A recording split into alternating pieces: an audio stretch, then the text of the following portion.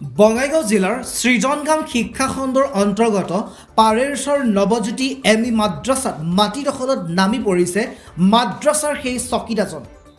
অভিযোগ মতে পাৰেৰছৰ নৱজ্যোতি এমই মাদ্ৰাছাখন অৰুণোদয় মাদ্ৰাছাৰ চকীদাৰ হাজামাইন উদ্দিনে মাটি দখলত নামি পৰাৰ অভিযোগ উত্থাপন হৈছে।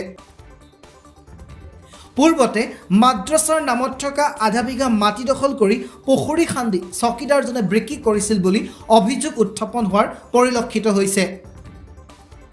3 বিঘা মাটি চকীদাৰ হাজামাইন উদ্দিনে জেচিবি লগাই পুখুৰী পাৰ বন্ধাৰো অভিযোগ উত্থাপন হোৱাৰ পৰিলক্ষিত হয়। স্থানীয় লোকে বাধা দিয়াৰ লগতে বিভাগীয় কৰ্তৃপক্ষক অভিযোগ দিছে। মাদ্ৰাছাৰ খেলপথাৰ সুৰক্ষিত ৰাখিবলৈ বিভাগীয় কৰ্তৃপক্ষক অনুৰোধ জনোৱাৰ লগতে হাজামাইন উদ্দিনৰ বিৰুদ্ধে বিহিত ব্যৱস্থা লোৱাৰ দাবী জনাইছে একাংশ লোকে।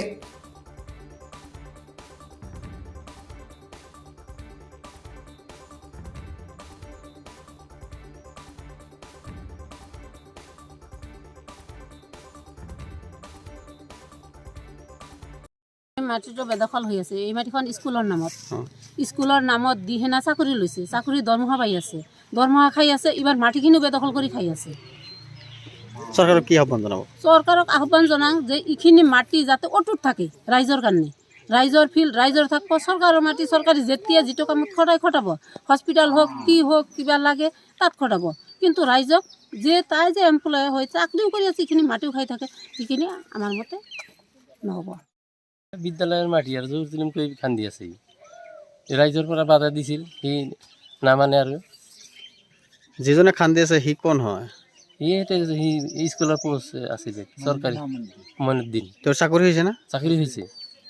তাৰপিছতো এনেকৈ খান্দি আছে, মানে সেইটো জৰ জুলুমকৈ খান্দি আছে। জোৰ জুলুম কৰি খান্দি আছে। আপোনালোকে ৰাইজে বাধা দিছিল না? বাধা দিছিল, 2বাৰ মই বান্ধিছোঁ আৰু কুমুটিৰ পৰা বহিছিল।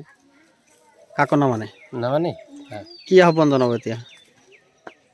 মই মানে এতিয়া মানে ভালদৰে কৈ আছোঁ যে এই মাটিখিনি এই ল'ৰা ছোৱালীৰ বাবে খেলা ধূলা কৰে আৰু ৰাইজৰ কিবা কামত আহে।